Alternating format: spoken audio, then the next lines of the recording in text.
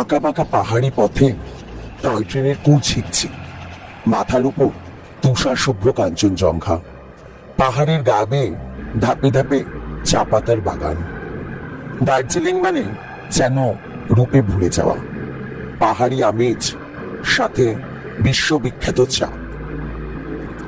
তিব্বতী ভাষায় দর্জে শব্দের মানে দেবরাজ ইন্দ্রের অস্ত্র বর্জ্য, আর লিং কথার অর্থ ল্যান্ড বা স্থান, আর তার থেকেই নাকি দার্জিলিং নামের উৎপত্তি। পাহাড়ের উপর থেকে অপূর্ব সূর্যোদয় দেখতে হলে যেতে হবে টাইগার হিল। দার্জিলিং নামের সাথে মিশে আছে ঐতিহ্যবাহী টয় ট্রেন। ভারতের উচ্চতম স্টেশন ঘু এখানেই অবস্থিত। দার্জিলিং মানে কুয়াশা মাখা সকালে পাহাড়ি রাস্তায় হাঁটা। দার্জিলিং মানে পাইনের জঙ্গলে হারিয়ে যাওয়া। আবারও বেরিয়ে পড়লাম পাহাড় দেখতে। পাহাড় আমার বরাবরের পছন্দ, তাই বেশি দিন পাহাড়ের সাথে দেখা না হলে মনটা যেন কেমন করে। যারা দার্জিলিং যাবেন ভাবছেন, অথবা যারা বাড়িতে বসে দার্জিলিংকে উপভোগ করবেন ভাবছেন, তাদের কাছে অনুরোধ রইল 4 দিন 3 রাতের এই সম্পূর্ণ ট্যুর গাইড ভিডিওটি দেখার জন্য।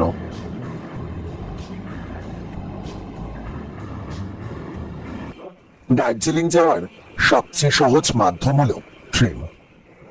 আমরা যাব শিয়ালদা থেকে সন্ধ্যা 8:35 কাঞ্চনকন্যা এক্সপ্রেসে। চলে এলাম শিয়ালদা স্টেশনে।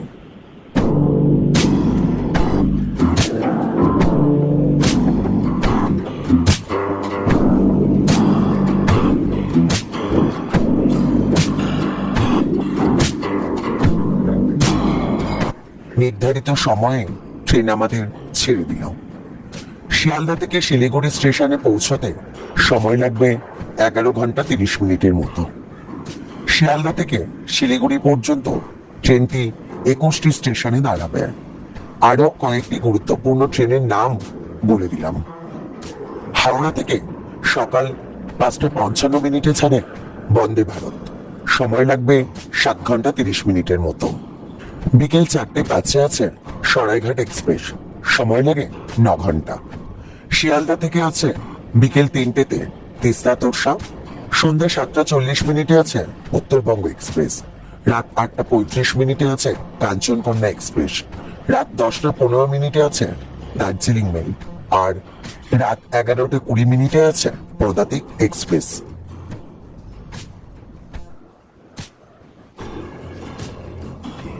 সারা রাতের ট্রেন জার্নি শেষে সকাল 8:15 নাগাদ পৌঁছলাম শিলিগুড়ি স্টেশনে। শিলিগুড়ি স্টেশনের বাইরে আছে তেনজিং নোরগে বাস স্ট্যান্ড। এখান থেকে বাসে যেতে পারবেন, অথবা শেয়ার গাড়ি নিতে পারেন। বাসের ভাড়া 105 টাকা জনপ্রতি, আর শেয়ার গাড়ির ভাড়া জনপ্রতি 250 টাকা। আমরা যাব শেয়ার গাড়িতে। শিলিগুড়ি শহরকে বিদায় জানিয়ে গাড়ি এগিয়ে চলল শুকনা ফরেস্টের মধ্যে দিয়ে।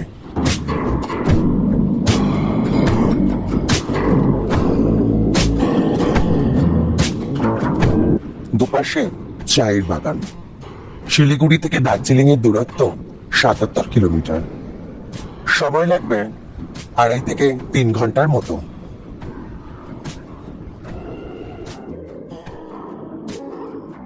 সমতল এই পর্যন্ত শেষ। গাড়ি ডান দিকে বাঁক নিয়ে উঠতে শুরু করলো পাহাড়ে।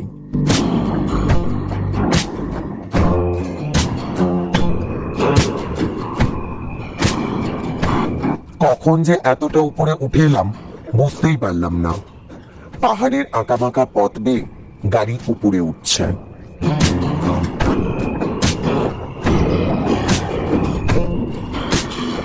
রোহিণীতে গাড়ি দাঁড়ালো। সেরে নেব দুপুরের লাঞ্চ। এবার কিছু খেতে হবে। মোমো খাওয়ার উদ্দেশ্যে ঢুকলাম দোকানে, কিন্তু একজন কাস্টমারকে দেখলাম ভেজ থালি অর্ডার করতে। খাবারটি পরিবেশন করা হলো কাঁসার থালাতে। দেখে আমারও ভীষণ ভালো লাগলো, তাই আমিও অর্ডার করে ফেললাম একটা ভেজ থালি। দাম পড়লো 150 টাকা। আলু ভাজা, আলু ভাজা, এখানে একটা শাক আলু দিয়ে তরকারি আছে, এটা ফুলকপি তরকারি, ডাল, পনিরের সবজি, আর এখানে একটা বড়া আছে বাঁধাকপি মিক্সড সবজির বড়া, আর এখানে সালাদ আছে। এই থালির দাম কত? 150। খাওয়া দাওয়া সেরে এগিয়ে চললাম। রোহিণী থেকে কার্শিয়াং পর্যন্ত রাস্তা বেশ খাড়াই, পাহাড়ে কোলে ছোট ছোট গ্রাম, আর ছবির মতো সাজানো সুন্দর সুন্দর বাড়ি। কোথাও মেঘ, আবার কোথাও ঝাঁ চকচকে আকাশ। যেতে যেতে ভাবছি যদি দেখা হয়ে যায় টয় ট্রেনের সাথে, কিন্তু হতাশ হলাম।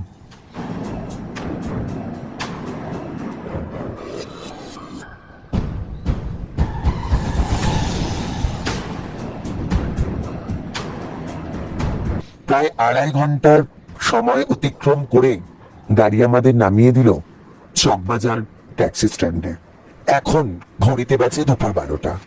এখান থেকে পায়ে হেঁটে যাব ম্যাল। আমরা থাকবো ম্যাল থেকে 2 মিনিটের হাঁটা পথে হোটেল ময়ূরে। দার্জিলিং এ থাকবেন কোথায়?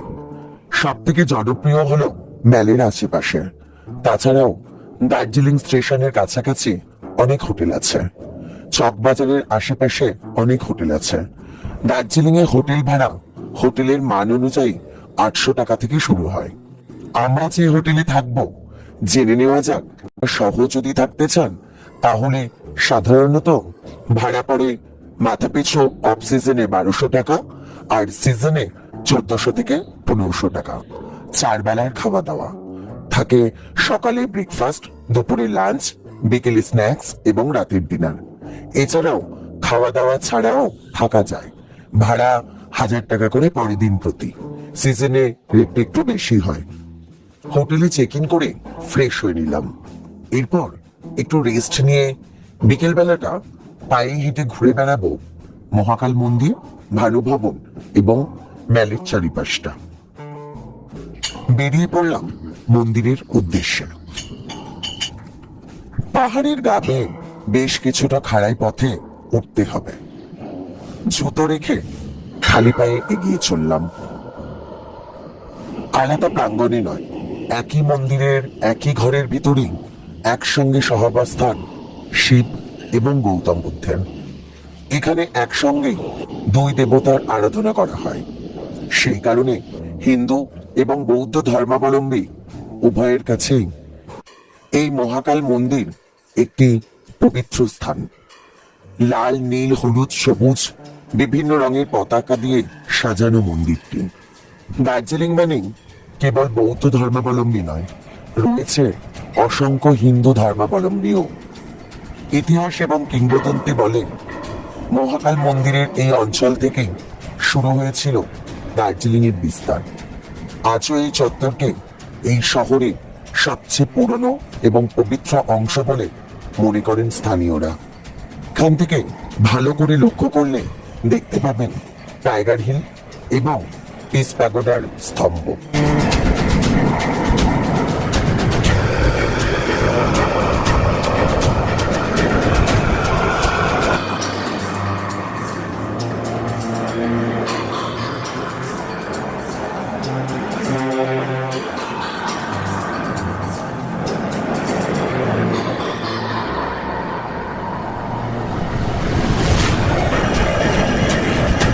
মহাকাল মন্দির থেকে নেমে অবজারভেটরি হিল ধরে হাঁটতে লাগলাম।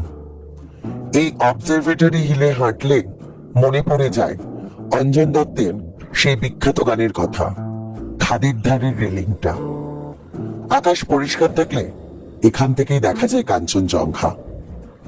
অবজারভেটরি হিল দিয়ে পায়ে পায়ে চলে এলাম ভানু ভবনে। ভানু ভবনের ভিতরে এক বিশেষ অনুষ্ঠান উপলক্ষে মেলা বসেছে। চারিদিকে আলোর রোশনাই, রয়েছে বিভিন্ন খাবারের দোকান, আর বসেছে নাগরদোলা, ময়ূরদোলা ইত্যাদি। বেশ কিছুটা সময় এখানে কাটিয়ে দিলাম।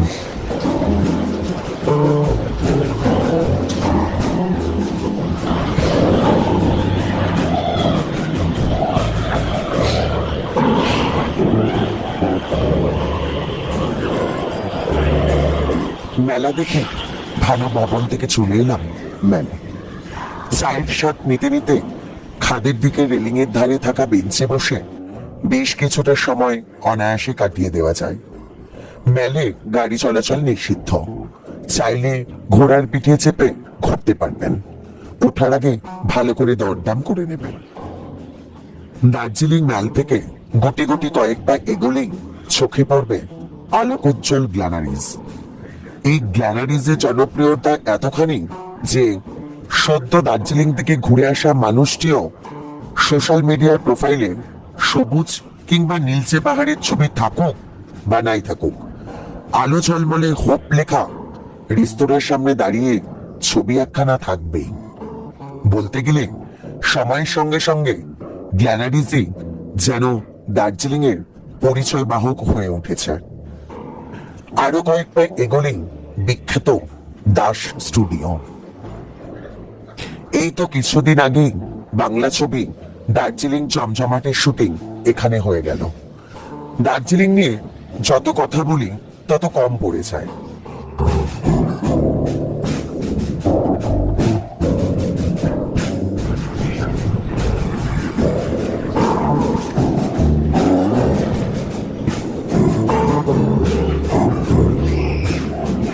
পায়ে পায়ে এগিয়ে চলেছি ওয়াচ টাওয়ারের কাছে ট্যাক্সি স্ট্যান্ডে, আগামী দুদিনের জন্য গাড়ি রিজার্ভ করতে। দার্জিলিং সাইট সিনের জন্য গাড়ি রিজার্ভ করার সময় ভালো করে দরদাম করে নিতে হবে। আমরা দুদিনের জন্য গাড়ি বুক করলাম। প্রথম দিন টাইগার হিল সহ অন্যান্য জায়গা ভাড়া পড়লো 4,000 টাকা, আর তারপরের দিন তাগদা তিনচুলে লামহাটা ভাড়া পড়লো 3,500 টাকা। গাড়ি রিজার্ভ করে চলে এলাম হোটেলে। রাতের খাবার হোটেলে অর্ডার করেছি। খাবারে আছে ভাত, ডাল, আলু ভাজা, একটা সবজি এবং চিকেন। সম্পূর্ণ বাঙালি খাবার, স্বাদ খুবই সুস্বাদু। আমরা যে হোটেলে আছি, জানালা খুললে রাতের দার্জিলিং এর অপরূপ দৃশ্য। যেন মনে হচ্ছে পাহাড়ের গায়ে জোনাকিরা টিপ টিপ করছে। মনে মনে ভাবছি একটা গোটা দিন কাটিয়ে ফেললাম, কিন্তু দেখা পেলাম না কাঞ্চনজঙ্ঘার। কাল তো ভোরেই যাব টাইগার হিল, কাল নিশ্চয়ই দেখা হবে কাঞ্চনজঙ্ঘার সাথে। মনের মধ্যে একরাশ আশা নিয়ে ঘুমিয়ে পড়লাম। এখন ঘড়িতে বাজে ভোর 4টে। এখনো দার্জিলিং এ ঘুম ভাঙেনি। মেল রোড একদম জনশূন্য। গ্যালারিজের সামনে ফটো তোলার কোনো ভিড় নেই। তবে এই সুযোগ হাতছাড়া করলাম না, নিজেরাই কিছু ছবি তুলে নিলাম। তারপর এগিয়ে চললাম ট্যাক্সি স্ট্যান্ডের দিকে।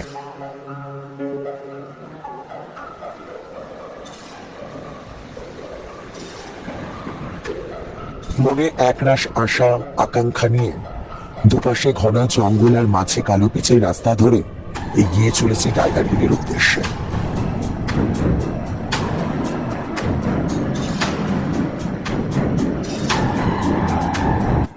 চলে এলাম টাইগার হিল। এখান থেকে বেশ কিছুটা খাড়াই পথ উপরে উঠতে হবে। দার্জিলিং থেকে টাইগার হিলের দূরত্ব 14 কিলোমিটার। দার্জিলিং ভ্রমণে যদি টাইগার হিল বাদ যায়, তাহলে দার্জিলিং ভ্রমণ বৃথা।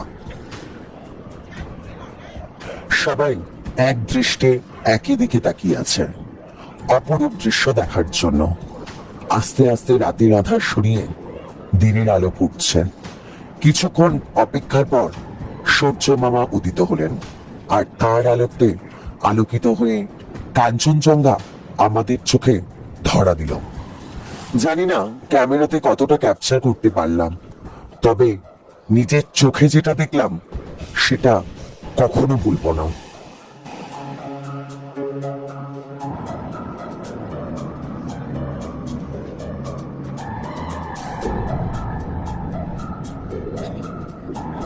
এরপর এগিয়ে চললাম পরের ডেস্টিনেশনের উদ্দেশ্যে। চলে এলাম জাপানিজ টেম্পল এবং পিস প্যাগোডাতে। দুটি একই স্থানেই অবস্থিত। প্রথমে আছে জাপানিজ টেম্পল। এটি নির্মিত হয়েছিল জাপানের বৌদ্ধ সন্ন্যাসী নিপ্পনজান মিয়োহোজির তত্ত্বাবধানে। প্রেম এবং মানবতা প্রচার করতে বিশ্বের নানা দেশে শান্তিস্তূপ গড়ে তোলেন। 1992 সালে দার্জিলিং এ এই প্যাগোডাটি উদ্বোধন হয়। মন্দির করে চলে এলাম শান্তিস্তূপে। বেশ কয়েক ধাপ সিঁড়ি বেয়ে উপরে উঠতে হবে। এখানে আছে গৌতম বুদ্ধের মূর্তি, দণ্ডায়মান, শায়িত এবং ধ্যানস্থ। গৌতম বুদ্ধের জীবন কাহিনীর উপর ভিত্তি করে বানানো অলঙ্করণ মুগ্ধ করবে সবাইকে। পিস প্যাগোডার উপর থেকে সুন্দর প্রাকৃতিক দৃশ্য, যেন চারিদিকে সবুজ আর সবুজের সমারোহ।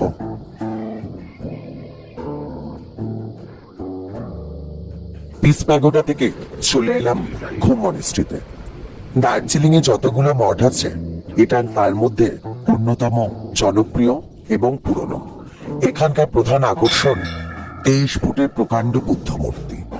সকাল অথবা সন্ধ্যার দিকে গেলে বৌদ্ধ সন্ন্যাসীদের সাথে প্রার্থনার আনন্দ নিতে পারবেন।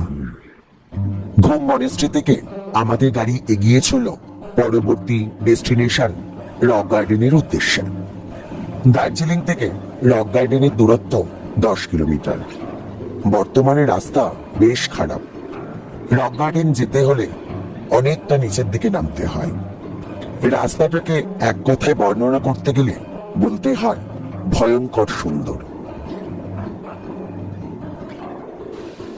চলে এলাম রক গার্ডেন। এখানে প্রবেশ করতে গেলে প্রবেশ মূল্য লাগে মাথা পিছু 20 টাকা। বেশ কয়েক ধাপ সিঁড়ি ভেঙে উপরে উঠতে হবে। রক গার্ডেনের একদম উপর থেকে ঝর্ণা ধাপে ধাপে নিচে নেমে এসেছে। এখানকার প্রাকৃতিক পরিবেশ সত্যি অসাধারণ।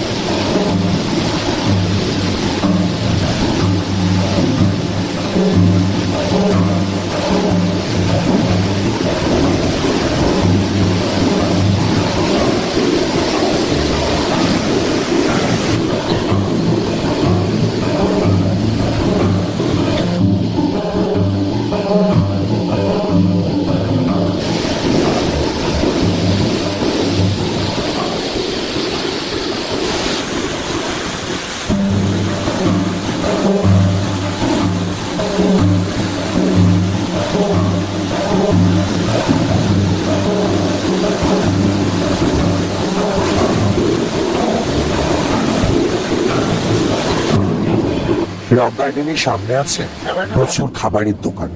চা, কফি, মোমো, ম্যাগি সবকিছুই পাওয়া যায়। সকালে ব্রেকফাস্ট এখানেই সেরে নিলাম। ভেজ মোমো অর্ডার করলাম। দাম পড়ল প্রতি প্লেট 50 টাকা। রক গার্ডেন থেকে ফেরার পথে গাড়ি দাঁড়ালো অরেঞ্জ ভ্যালি টি স্টেটের পাশে। এখান থেকে দার্জিলিং শহরকে পরিষ্কার দেখা যায়। রাস্তার দুপাশে ধাপে ধাপে চায়ের বাগান। এখান থেকে চা কিনে নিয়ে যেতে পারবেন। চায়ের আউটলেট আছে। এই জায়গাটির দৃশ্য অসাধারণ। পরিবেশটা খুবই শান্তিপূর্ণ। অরেঞ্জ ভ্যালি টি স্টেট থেকে গাড়ি এগিয়ে চলল আমাদের পরবর্তী ডেস্টিনেশন বাতাসিয়া লুপের উদ্দেশ্যে। এখানে প্রবেশ মূল্য লাগে মাথা পিছু 70 টাকা। দার্জিলিং থেকে বাতাসিয়া লুপের দূরত্ব 5 কিলোমিটার। এখানকার মূল আকর্ষণ সৈনিক স্মারককে 360 ডিগ্রি বৃত্তাকারে ঘোরা রেলপথ।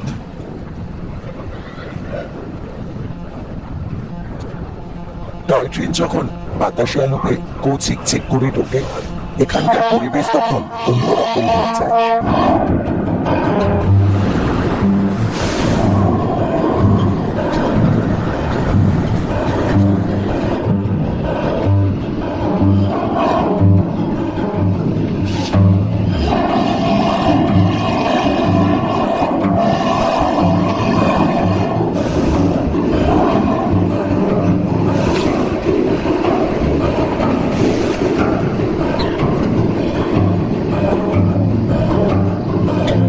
আকাশ পরিষ্কার থাকলে এখান থেকেই বিশ্বের তৃতীয় উচ্চতম শৃঙ্গ কাঞ্চনজঙ্ঘার অপরূপ দৃশ্য আপনার মনের মণিকোঠায় চিরকাল থেকে যাবে। বিভিন্ন রকমের রং বেরঙের ফুল আপনাকে স্বাগত জানাবে।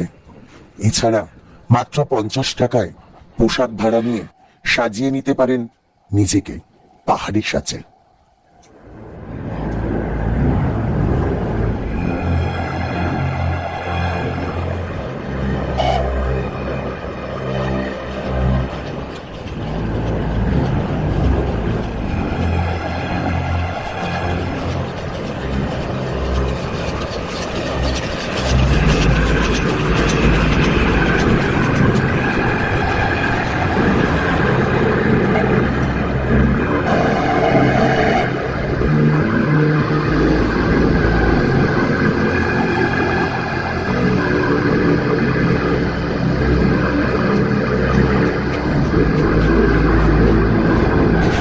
বাতাসিয়া লুক থেকে চলে এলাম আজকে দুপুরে লাঞ্চ করতে।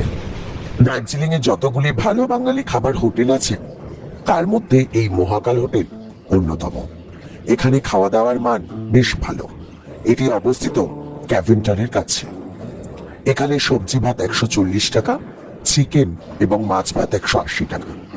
খাবারগুলি খুব সুন্দরভাবে সাজিয়ে পরিবেশন করে। দুপুরের লাঞ্চ শেষ করে যাব দার্জিলিং জুতে। চলে এলাম দার্জিলিং চিড়িয়াখানাতে। এই চিড়িয়াখানার ভিতরে অবস্থিত HMI এবং মিউজিয়াম। এই তিনটি জায়গা ঘুরে দেখার জন্য মাথাপিছু 110 টাকা মূল্যে টিকিট কাটতে হবে।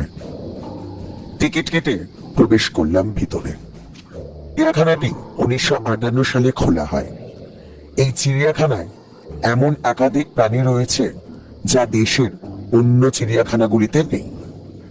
এখানকার মূল আকর্ষণ হল রেড পান্ডা, হিমালয়ান ব্ল্যাক বিয়ার, স্নো লেপার্ড, হিমালয়ান টার, মিসমি টাকেন্স, নীল হরিণের মতো প্রাণী। দেশের মধ্যে সেরা চিড়িয়াখানা হিসেবে শীর্ষে এখন দার্জিলিং এর পদ্মাচা নাইডু হিমালয়ান জুওলজিক্যাল পার্ক। প্রতি বছর এই চিড়িয়াখানায় আসেন দেশ বিদেশের লক্ষাধিক পর্যটক। এখানকার পর্যটক আকর্ষণের অন্যতম কেন্দ্রবিন্দু হলো এই চিড়িয়াখানা। এবারে প্রবেশ করছি HMI-তে, দেশের অন্যতম পর্বত আরোহণ প্রতিষ্ঠান।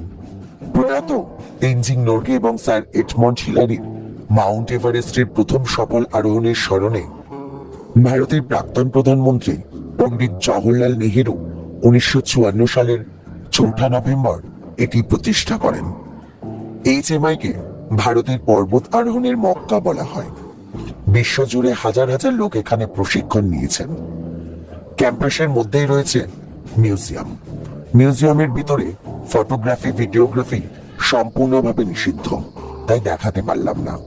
মিউজিয়ামের ভিতরে আছে পর্বতারোহণের বিভিন্ন সরঞ্জাম, তাছাড়া পেন্টিং আছে, ভাস্কর্য আছে, ফটোগ্রাফি আছে ইত্যাদি অনেক জিনিস।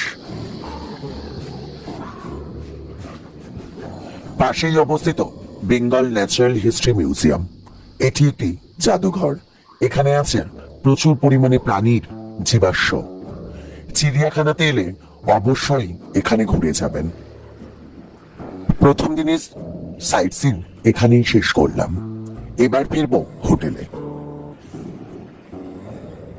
বিকেল গড়িয়ে সন্ধ্যা, মেল বেশ জমজমাট হয়ে উঠেছে।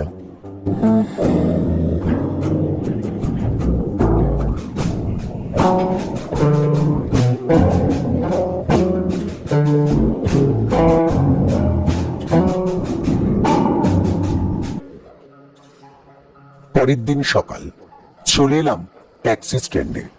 আজ আমরা প্রথমে যাব লামাহাটা। রওনা দিলাম লামাহাটার উদ্দেশ্যে। পাহাড়ি আঁকা বাঁকা রাস্তা, চারিদিকে সবুজের সমারোহ। পাহাড়ের প্রাকৃতিক পরিবেশ এত সুন্দর যে ভাষায় প্রকাশ করা যায় না। প্রায় 1 ঘন্টা সময় লাগলো লামাহাটা পৌঁছতে। দার্জিলিং থেকে লামাহাটা ইকো পার্কের দূরত্ব 28 কিলোমিটার। এই ইকো পার্কে প্রবেশ মূল্য আছে মাথা পিছু 20 টাকা। এন্ট্রি টিকিট কেটে প্রবেশ করলাম পার্কে।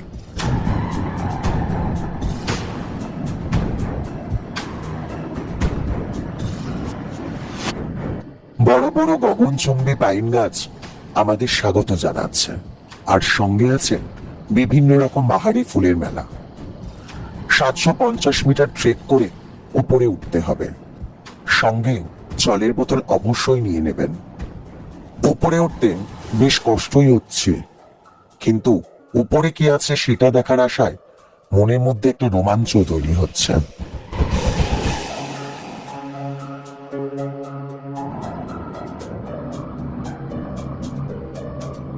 চলে এলাম একদম উপরে। উপরের প্রাকৃতিক পরিবেশ নিচের তুলনায় সম্পূর্ণ আলাদা। আছে একটি ছোট্ট লেক।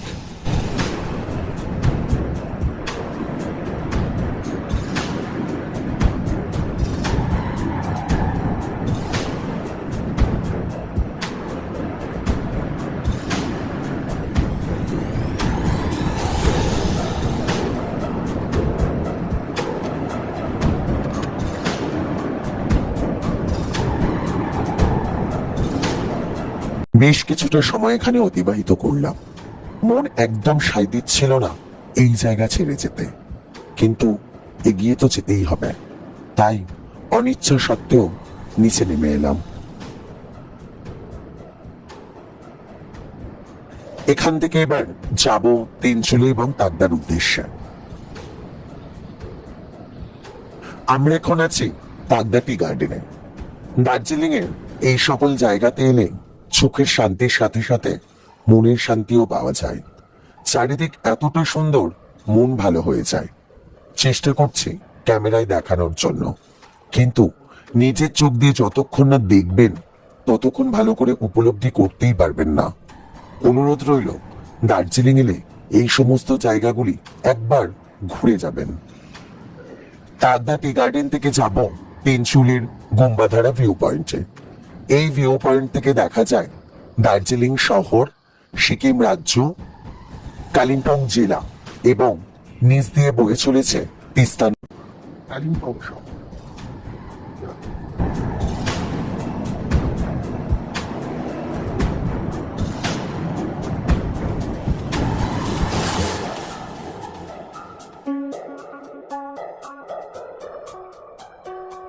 তাকদা তিনচুলি থেকে গাড়ি রওনা দিল দার্জিলিং এর উদ্দেশ্যে। ইচ্ছা আছে ঘুম স্টেশনটি ঘুরে দেখব। সেই মতো নেমে গেলাম ঘুম স্টেশন। ঘুম স্টেশনটি ভারতের সব থেকে উচ্চতম স্টেশন। সমতল থেকে এর উচ্চতা ৭,৪০৭ ফিট। ইউনেস্কো দার্জিলিং হিমালয়ান রেলকে ঐতিহ্যের মর্যাদা দিয়েছে। এই স্টেশনটি দার্জিলিং এর সৌন্দর্যের প্রতীক। এই স্টেশনে একটি মিউজিয়াম আছে, চলুন ঘুরে দেখা যাক মিউজিয়ামে কি আছে।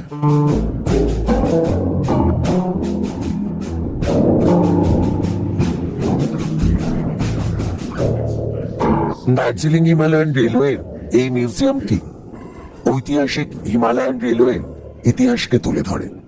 1883 সালের টিকিট থেকে শুরু করে যখন দার্জিলিং থেকে ঘুম ভ্রমণের খরচ ছিল মাত্র 66 পয়সা, বাষ্পীয় ইঞ্জিন এছাড়া ট্রেনের আরো অনেক জিনিস সংরক্ষণ করে রাখা আছে এই মিউজিয়ামে।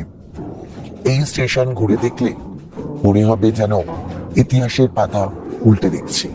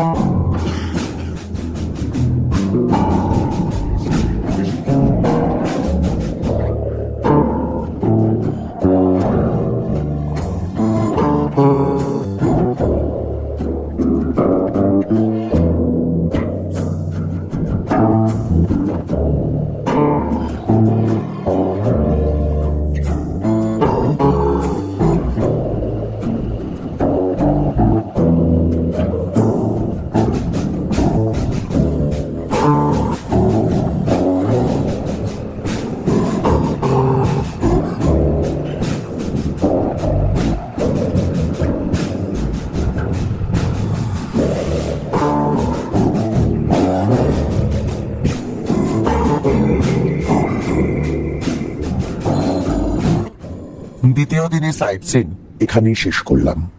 চলে এলাম হোটেলে।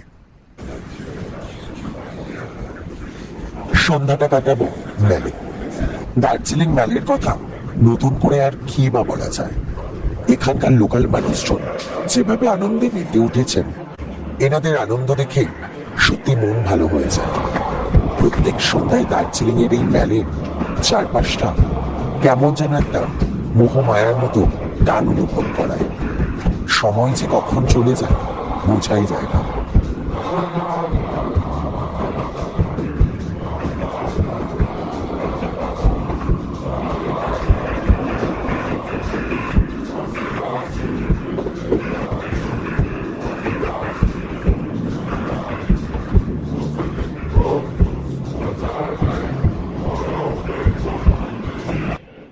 সন্ধ্যাটা বেশ ভালোই কাটলো।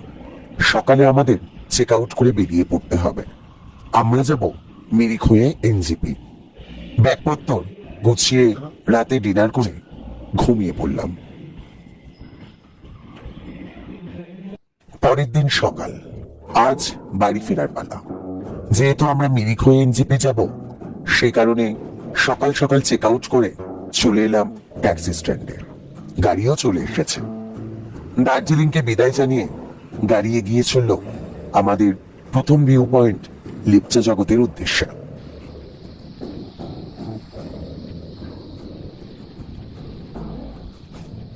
চলে এলাম লিপচা জগৎ। সময় লাগলো দার্জিলিং থেকে 1 ঘন্টার মতো।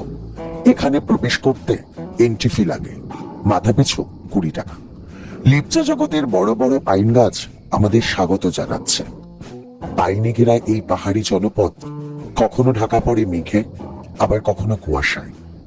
এই পাইনের জঙ্গলকে কেমন যেন মায়াবী মনে হয়।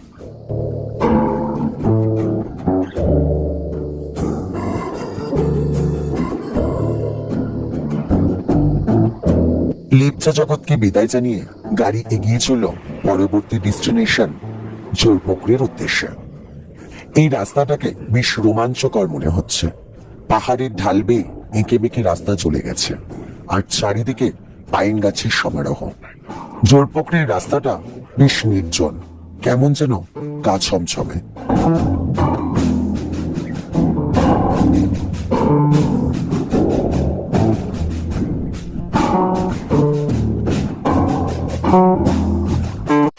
চলে এলাম জোরপোখরিতে। এখানে একটি মন্দির আছে, চলুন আগে মন্দির দর্শন করে নিই।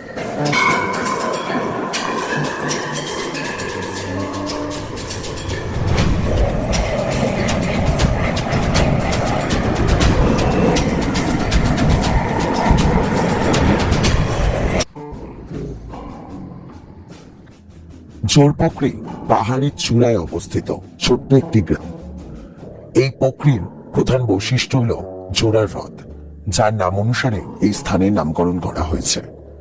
জোরপোখরি থেকে কাঞ্চনজঙ্ঘার অপরূপ দৃশ্য দেখা যায়।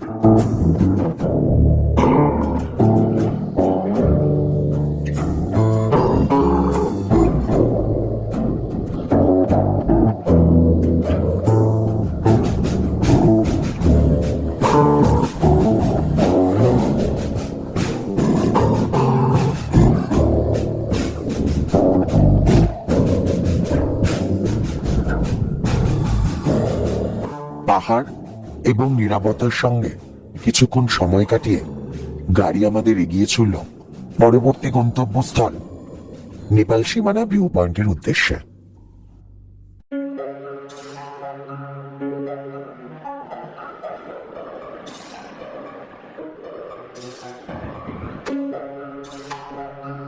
চলে এলাম সীমানা ভিউ পয়েন্টে। এখানকার প্রাকৃতিক সৌন্দর্য এক কথায় অসাধারণ। ছবি তোলার একেবারে আদর্শ জায়গা। এখান থেকে কাঞ্চনজঙ্ঘা, হিমালয় পর্বতমালা পরিষ্কার দেখা যায়। সামনে যে পাহাড় দেখা যাচ্ছে ওটা নেপালের অংশ।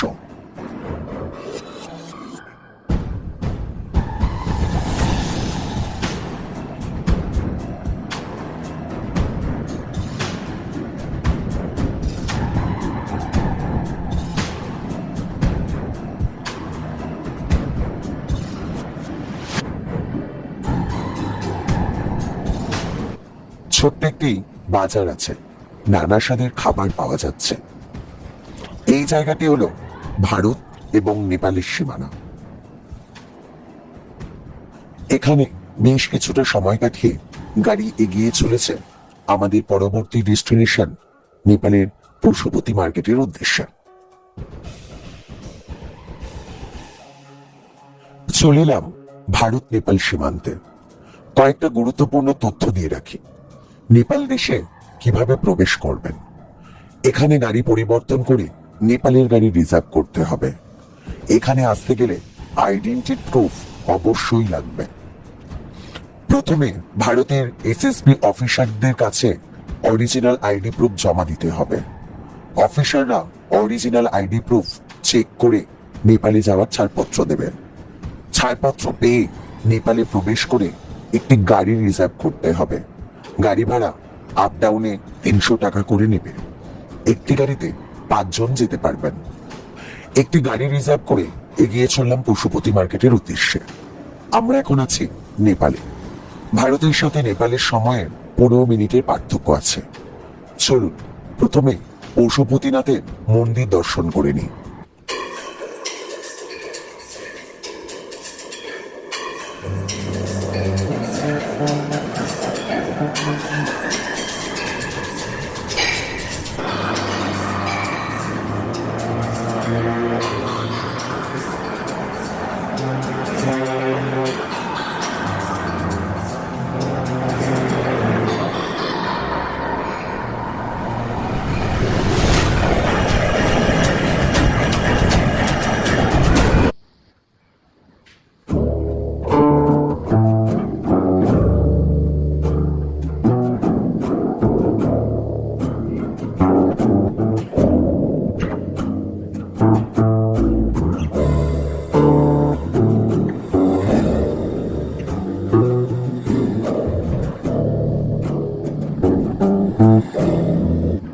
যে রিজার্ভ গাড়ি করে যাবেন ওরা একটি টোকেন দেবে, সেই টোকেনটি রেখে দিতে হবে। মার্কেটে কেনাকাটা বা ঘোরাঘুরি শেষ হলে যে কোনো গাড়ির চালককে সেই টোকেন দেখালেই তিনি আপনাদের ভারতের চেকপোস্টের কাছে পৌঁছে দিয়ে যাবে। এখানে ভারতের সিম কার্ড কাজ করে না। পশুপতি মার্কেট ঘুরে চলে এলাম ভারতে। আমাদের পরবর্তী ডেস্টিনেশন গোপালধারা টি গার্ডেন। গাড়ি এগিয়ে চলেছে। নির্জন পাহাড়ি গ্রামগুলো যেন ছবির মতো সাজানো। ভ্রমণ চিরকাল মানুষকে সুখ স্মৃতি দিয়েছে। যতই জীবনে ব্যস্ততা থাক, একবার বেরিয়ে পড়ুন, দেখবেন নিজেকে নতুন করে খুঁজে পেয়েছেন। চলে এলাম গোপালধারা টি গার্ডেনে। দার্জিলিং থেকে দূরত্ব 39 কিলোমিটারের মতো। এটি দার্জিলিং এর সবচেয়ে বৃহত্তম চা বাগান।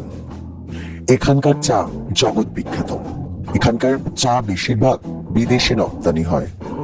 1881 সালে সবুজ গোল পাহাড় আকৃতির তৃণভূমির উপর এই চা বাগান তৈরি হয়, আর এই জমিটি ছিল গোপাল নামে এক ব্যক্তির মালিকানাধীন। তাই এই বাগানের নাম হয় গোপালধারা চা বাগান। এখান থেকে বাড়ির জন্য চা কিনে নিয়ে যেতে পারবেন।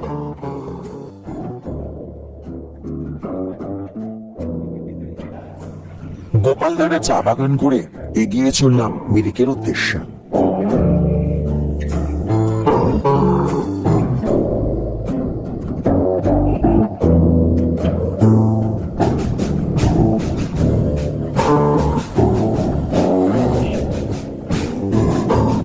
চলে এলাম মিরিক। দার্জিলিং থেকে মিরিকের দূরত্ব 60 কিলোমিটার। মিরিকের প্রধান আকর্ষণ সুমেন্দু লেক। লেকের একদিকে ফুলের বাগান এবং অন্যদিকে পাইন গাছের জঙ্গল দিয়ে ঘেরা। এই দুটিকে একসাথে যুক্ত করেছে পাইহাটা ব্রিজ, যা ইন্দ্রেণী পুল নামে পরিচিত। লেকটির চারিদিকে ঘিরে থাকা 3.5 কিলোমিটার লম্বা রাস্তা ধরে হাঁটতে হাঁটতে সুদূর দিগন্তে কাঞ্চনজঙ্ঘার রূপ ভ্রমণার্থীদের কাছে বিশেষ আকর্ষণীয়। এই লেকে বোটিং এর ব্যবস্থা আছে। তাছাড়া ঘোড়ায় চেপেও লেকের চারিদিকে ঘোরা যায়।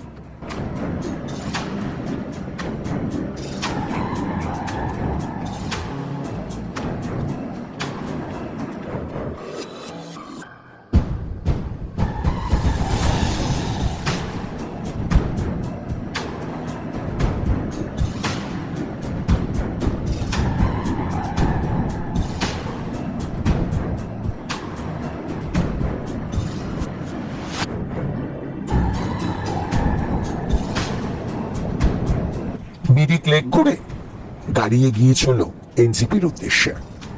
যেতে যেতে গাড়ি দাঁড়ালো টংলিং ভিউ পয়েন্টে।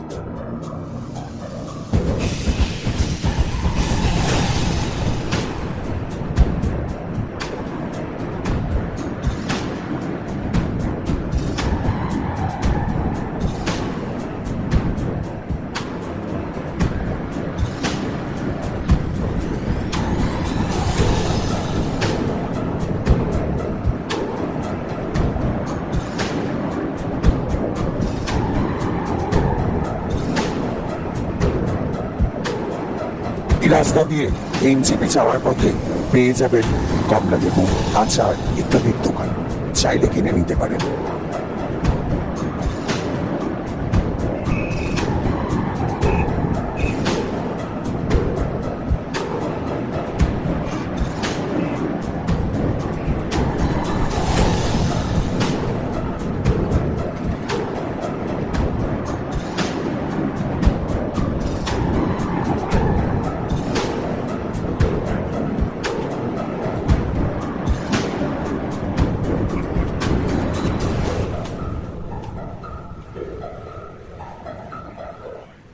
এলাম এনজিপি স্টেশন। আমাদের ট্রেন উত্তরবঙ্গ এক্সপ্রেস। এনজিপি ছাড়বে 5:50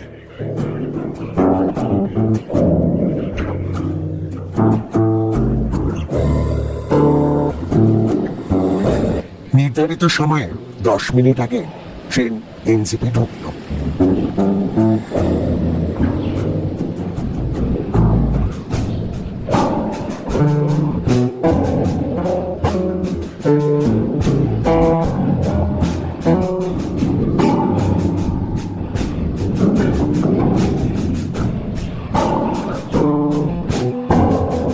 ভিডিওটি ভালো লাগলে কমেন্ট করে জানাবেন, সঙ্গে একটি লাইকও করবেন। চ্যানেলটি সাবস্ক্রাইব করে আমাদের পাশে থাকবেন। দেখা হচ্ছে অন্য কোনো স্থানে, অন্য কোনো ভ্রমণে। নমস্কার।